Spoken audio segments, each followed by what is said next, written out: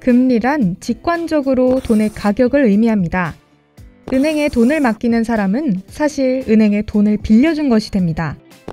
은행은 빌린 돈에 대한 사용료를 지불하는데 이것이 바로 우리가 받는 이자입니다. 반면 은행에서 돈을 빌리는 사람은 마찬가지로 은행에 사용료를 지불해야겠죠? 이 사용료가 바로 대출 이자입니다. 이렇게 빌린 돈에 대한 사용료, 즉 돈의 가격에 대한 비율을 이자율이라고 합니다. 그리고 이 이자율이 바로 금리입니다. 그렇다면 기준금리란 무엇일까요? 바로 한국의 중앙은행인 한국은행에서 결정하는 금리입니다. 여기서 잠깐!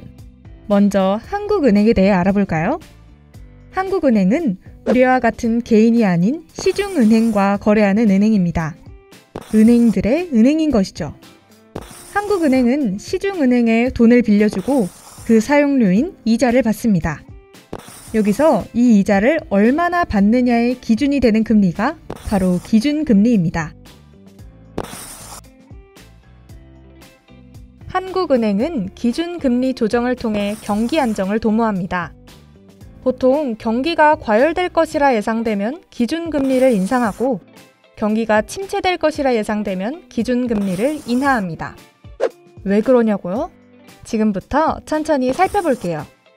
먼저 한국은행이 기준금리를 인상하게 되면 돈을 빌린 시중은행들은 갚아야 할 이자가 많아지기 때문에 금리, 즉 이자율을 높입니다. 그러면 시중은행에서 돈을 빌린 사람들은 더 많은 이자를 은행에 내고 돈을 맡기는 사람들은 예적금 금리가 높아지기 때문에 더 많은 돈을 은행에 넣습니다. 이처럼 한국은행이 기준금리를 높이면 시중은행들도 금리를 높이고 결국 시장에 있는 돈이 은행으로 흡수됩니다. 시장에선 이전보다 유통되는 돈의 양, 즉 통화량이 감소하는 겁니다. 시장의 통화량이 감소하면 어떻게 될까요? 화폐 가치가 상승하면서 물가가 하락하게 됩니다. 통화량이 감소한다는 것은 사람들이 돈을 잘 쓰지 않는다는 말입니다. 돈을 쓰지 않고 은행에 예금하면 이전보다 더 많은 이자를 받을 수 있으니까요. 돈을 갖고 있는 것이 이득이 되는 상황이라 화폐 가치가 상승한다는 것입니다. 하지만 기업의 입장에선 물건을 팔아야 하는데 사람들이 돈을 잘 쓰지 않는 상황인 거죠. 결국 기업은 가격을 낮추는 선택을 하고 이것은 곧 물가 하락을 의미합니다. 보통은 너무 과열된 경기를 진정시키기 위해 금리를 인상합니다.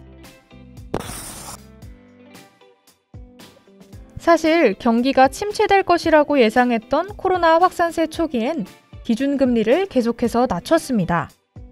기준금리를 높이는 것과 반대로 기준금리를 낮추면 시중은행도 이자율을 낮춥니다. 사람들은 어차피 은행에 돈을 넣어봤자 전보다 적은 이자를 받게 되니 위험을 감수하고서라도 주식 등 자산시장에 돈을 투자합니다. 여기서 기업이 살아나는 효과를 보일 수 있죠. 또한 대출이자가 적기 때문에 사람들은 더 많은 대출을 하게 됩니다. 결국 시장의 통화량이 증가하면서 화폐 가치가 하락하고 물가는 상승합니다. 돈을 갖고 있는 것이 오히려 손해가 되는 상황이기 때문에 화폐 가치가 하락하는 것입니다. 또한 기업은 물건에 대한 수요가 많아지기 때문에 가격을 올리고 이는 물가 상승으로 이어집니다. 한국은행은 코로나 확산세 초기에 경기가 침체될 것으로 예상하고 기준금리를 인하한 것이죠.